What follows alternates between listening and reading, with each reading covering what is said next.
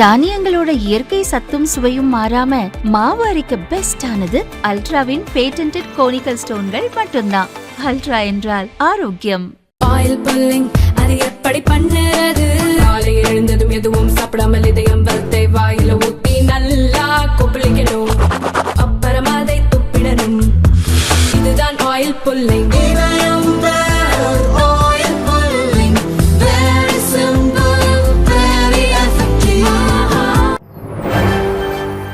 வணக்கம். செய்திச் சுருக்கம். ஸ்டாலின் குற்றச்சாட்டுக்கு மத்திய கல்வி அமைச்சகம் மறுப்பு. தமிழக மாணவர்களுக்கு உரிய 2152 கோடி ரூபாய் நிதியை பறித்து மத்திய அரசு வேறு மாநிலங்களுக்கு அளித்துள்ளதாக முதல்வர் ஸ்டாலின் குற்றம் சாட்டியிருந்தார். தேசிய கல்விக் கொள்கையையும் அதன் வழி மும்மொழிக் கொள்கையையும் திணிப்பதை நிராகரித்ததால் அப்பட்டமான அச்சுறுத்தல் நடவடிக்கையில் இறங்கியுள்ளது என்றும் கூறியிருந்தார். இதுகுறித்து மத்திய கல்வி அமைச்சக வட்டாரங்கள் கூறியுள்ளதாவது: நாடு முழுவதும் 14,500 பள்ளிகளை மேம்படுத்தி மாதிரி பள்ளிகளாக தரம் உயர்த்தும் நோக்கத்தில் PM ஸ்ரீ திட்டம் உருவாக்கப்பட்டது. இதில் 28 மாநிலங்கள் மற்றும் யூனியன் பிரதேசங்களைச் சேர்ந்த 6,448 பள்ளிகள் முதற்கட்டமாக இணைந்துள்ளன. தமிழகம், மேற்கு வங்கம், கேரளா, டெல்லி ஆகியவை மட்டுமே இதில் பங்கேற்கவில்லை. இந்த திட்டத்தில் இணைவது தொடர்பாக ஒப்பந்தம் செய்யும்படி தமிழக அரசுக்கு கடிதம் அனுப்பப்பட்டது. முதலில் இதற்கு தமிழக அரசு ஒப்புதல் தெரிவித்தது. ஆனால் ஒப்பந்தம் செய்யவில்லை. கடந்த 2 ஆண்டுகளில் தமிழக அரசுக்கு பல நினைவூட்டல் கடிதங்கள் அனுப்பப்பட்டுள்ளன. ஆனால் பதில் வரவில்லை என அந்த வட்டாரங்கள் தெரிவித்தன. உள்துறை அமைச்சர் அமித்ஷாவை திடீரென சந்தித்த உமர் அப்துல்லா 30 நிமிடம் பேசியது என்ன? ஜம்மு காஷ்மீர் முதல்வரும் தேசிய மாநாட்டு கட்சியின் தலைவருமான உமர் அப்துல்லா டெல்லியில் மத்திய உள்துறை அமைச்சர் அமித்ஷாவை சந்தித்து பேசினார். சுமார் 30 நிமிடங்கள் இந்த சந்திப்பு நீடித்தது. அண்மையில் ஜம்மு காஷ்மீரின் கதுவாயில் ஒருவர் தற்கொலை செய்து கொண்டார். வடக்கு காஷ்மீரின் சோப்பூர் சோதனை சாவடியில் நிற்காததால் லாரி டிரைவர் சுட்டுக் கொல்லப்பட்டார். இந்த சம்பவங்களை தொடர்ந்து ஜம்மு காஷ்மீரின் நிலைமை குறித்து உமர் அப்துல்லா அமித்ஷாவிடம் பேசியதாக கூறப்பட்டது. இந்த சந்திப்பு தொடர்பாக கேட்டபோது மாநிலத்தில் நிலவும் பல்வேறு பிரச்சினைகளுடன் ஜம்மு காஷ்மீருக்கு மீண்டும் மாநில அந்தஸ்து வழங்குவது குறித்தும் அமித்ஷாவுடன் விவாதித்ததாக கூறினார். மாநிலத்தின் பாதுகாப்பு நிலைமை, மார்ச் 3 முதல் நடக்கவுள்ள பட்ஜெட் கூட்டத்தொடர் மற்றும் நிர்வாகம் குறித்தும் விவாதித்தோம் என்றார். இந்திய கூட்டணியில் ஒற்றுமை இருக்கிறதா என்று கேட்டதற்கு கூட்டணி கட்சிகளின் கூட்டத்திற்கு பின் இதற்கு பதில் சொல்வதாக கூறினார். जम्मू कश्मीर के मुतालिक जब मीटिंगें होती हैं तो इश्यूज तो हैं. जम्मू कश्मीर के स्टेटहुड के हवाले से बात हुई, जम्मू कश्मीर के सिक्योरिटी और वहाँ के हालात के हवाले से बात हुई. 3 मार्च को हमारा बजट सेशन लगना है, उस संदर्भ में गृह मंत्री साहब से बात हुई. गवर्नेंस और इन चीज़ों को लेके तफसीलन जो बातें करनी थी हमने की. सर, इंडिया ब्लॉक को लेकर के क्या कहेंगे? आपने दिल्ली मैंने आप कुछ नहीं कहना है. इंडिया ब्लॉक की अगर कभी मीटिंग होगी तो जो कहना होगा मीटिंग के अंदर कहूँगा. आप लोगों को कहता हूँ तो खामखा फिर बवाल पैदा हो जाता है. आपने एक वीडियो भी पोस्ट किया था चुनाव रिजल्ट के दिन. अब नहीं करता तो क्या, रोना शुरू करता. नतीजे ऐसे थे, या तो हंसना था या रोना था. अब रोना मैं पसंद नहीं करता हूँ, तो चलिए अगर आप लोगों को मैंने हंसाया तो इतना ही ठीक है. यूनिटी है सर अभी भी इंडिया ब्लॉक में? मीटिंग होने दो, फिर बाहर आके इस सवाल का जवाब दे दूंगा. திருப்பரங்குன்றம் மலை விவகாரம், அரசிடம் பதில் கேட்கும் ஹைகோர்ட். திருப்பரங்குன்றம் மலை விவகாரம் தொடர்பாக இந்து மக்கள் கட்சி மதுரை மாவட்ட தலைவர் சோலைக்கண்ணன், இந்து மக்கள் கட்சி மாநில அமைப்புச் செயலர் ராமலிங்கம் ஆகியோர் மதுரை ஹைகோர்ட்டில் தனித்தனியாக பொதுநல மனுக்கள் தாக்கல் செய்தனர். இந்த மனுக்களை நீதிபதிகள் ஜே நிஷாபானோ, எல் விக்டோரியா கௌரி அமர்வு விசாரித்தது. தமிழக அரசு தரப்பில் ஆஜரான வக்கீல்கள் இந்த விவகாரத்தில் எவ்வித பிரச்சனை, பாகுபாடின்றி மத நல்லிணக்கத்தை பாதுகாக்க அரசு விரும்புகிறது என தெரிவித்தனர். இதைத் தொடர்ந்து அறநிலையத்துறை commissioner, police DGP, Madurai collector, police commissioner, Thiruparankundram கோவில் துணை கமிஷனர் ஆகியோர் மார்ச் 3 பதில் மனு தாக்கல் செய்ய நீதிபதிகள் உத்தரவிட்டனர். திமுக கூட்டணி கட்சிகளுக்கு இந்து முன்னணி கண்டனம். திருப்பரங்குன்றத்தில் மீண்டும் மத கலவரத்தை தூண்ட நினைக்கும் திமுக கூட்டணி கட்சிகளுக்கு இந்து முன்னணி மாநில தலைவர் காடேஸ்வரா சுப்பிரமணியம் கண்டனம் தெரிவித்துள்ளார். முருகனின் அறுபடை வீடுகளில் ஒன்றான திருப்பரங்குன்றத்தை இந்துக்கள் போற்றி வணங்கி வருகின்றனர். தற்போது சில முஸ்லிம் அமைப்புகள் திருப்பரங்குன்ற மலை மீது சிக்கந்தர் தர்காவில் ஆடு, கோழி அறுத்து கந்துவை கொடுக்கப் போவதாக அறிவித்துள்ளது மலையின் புனிதத்தை கெடுப்பதாக உள்ளது.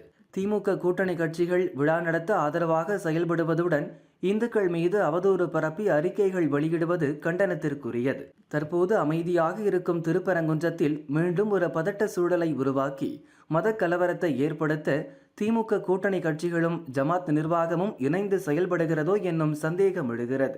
மத நல்லிணக்கம் என்னும் பெயரில் வேற்று மதத்தினர் நடைமுறைகளை முருக பக்தர்களிடம் திணிப்பதை திமுக கூட்டணி கட்சிகள் கைவிட வேண்டும். திருப்பரங்குன்றம் வழிபாட்டு தலத்தை ஆக்கிரமித்து அதன் புனிதத்தை கெடுப்போர் மீது கடுமையான நடவடிக்கை எடுக்க வேண்டும். முருக பக்தர்களின் உணர்வுகளுக்கு திமுக மதிப்பளிக்க வேண்டும் என்றும் காடேஸ்வரா சுப்பிரமணியம் கூறியுள்ளார். தவறான விளம்பர விவகாரம், தலைமை செயலர்களுக்கு சம்மன். கொரோனா தடுப்பூசி மற்றும் நவீன மருத்துவத்துக்கு எதிராக யோகா குரு பாபா ராம்தேவ் மற்றும் அவரது பதஞ்சலி நிறுவனம் வெளியிட்ட விளம்பரங்கள் தவறான தகவல்களை தெரிவிப்பதாக இந்திய மருத்துவர்கள் சங்கம் சுப்ரீம் கோர்ட்டில் வழக்கு தொடர்ந்தது. இந்த வழக்கை விசாரித்த சுப்ரீம் கோர்ட் மக்களை தவறாக வழிநடத்தும் விளம்பரங்களை வெளியிடும் நிறுவனங்கள் மீது நடவடிக்கை எடுக்கும்படி மாநில அரசுகளுக்கு உத்தரவிட்டது. அப்படி இருக்கையில் டெல்லி, ஆந்திரா, கோவா, குஜராத், ஜம்மு காஷ்மீர் ஆகிய மாநிலங்கள் தவறான விளம்பரங்கள் மீது நடவடிக்கை எடுக்க தவறிவிட்டதாக சுப்ரீம் கோர்ட்டில் முறையிடப்பட்டது. இந்த வழக்கில் அரசு தரப்புக்கு உதவுவதற்காக நியமிக்கப்பட்ட மூத்த வழக்கறிஞர் ஷாதம் பராசத் இந்த குற்றச்சாட்டை முன்வைத்தார். இதைத் தொடர்ந்து சம்பந்தப்பட்ட மாநிலங்களின் தலைமை செயலர்கள் வீடியோ கான்பரன்ஸ் வாயிலாக விசாரணைக்கு ஆஜராகி விளக்கம் அளிக்கும்படி நீதிபதிகள் உத்தரவிட்டனர். அதிமுக தாவேக கூட்டணி 2 மணி நேரம் பேசியது என்ன? 2026 சட்டசபை தேர்தலில் களமிறங்க விஜய் தயாராகி வருகிறார். அதற்கான தேர்தல் வியூக பணிக்கு பிரசாந்த் கிஷோரின் ஐபாக் நிறுவனத்துடன் ஆலோசனை கேட்டு அதன்படி செயல்பட முடிவெடுத்துள்ளார்.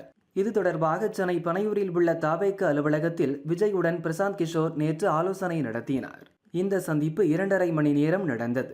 இப்போதைய தமிழக அரசியல் நிலவரம், 2026 சட்டசபை தேர்தல் கள நிலவரம், கூட்டணி உள்ளிட்டவை தொடர்பாக விரிவாக விவாதிக்கப்பட்டுள்ளது. தாவேக தேர்தல் பிரச்சார பொதுச் செயலர் ஆதவ் அர்ஜுனா, விஜயின் அரசியல் ஆலோசகர் ஜான் ஆரோக்கியசாமி உள்ளிட்டோர் உடனிருந்துள்ளனர்.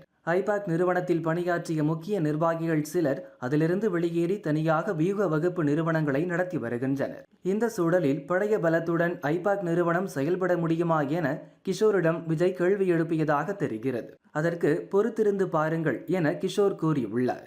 2021 சட்டசபை தேர்தலில் திமுகவுக்கு தேர்தல் வியூக வகுப்பு பணியை பிரசாந்த் கிஷோர் செய்து கொடுத்தார். 2026 தேர்தலில் அதிமுகவுக்கு பணி செய்ய அவருடன் பழனிசாமி மகன் மிதுன் பேச்சு நடத்தி ஒப்பந்தம் போட்டுள்ளதாக கூறப்படுகிறது. திடீரென விஜயை கிஷோர் சந்தித்துள்ளதால் அதிமுக தாவேக கூட்டணிக்கான வாய்ப்பு இருப்பதாகவும் அதன் பின்னணியில் ஆதவ் அர்ஜுனா இருப்பதாகவும் தகவல் வெளியாகியுள்ளது.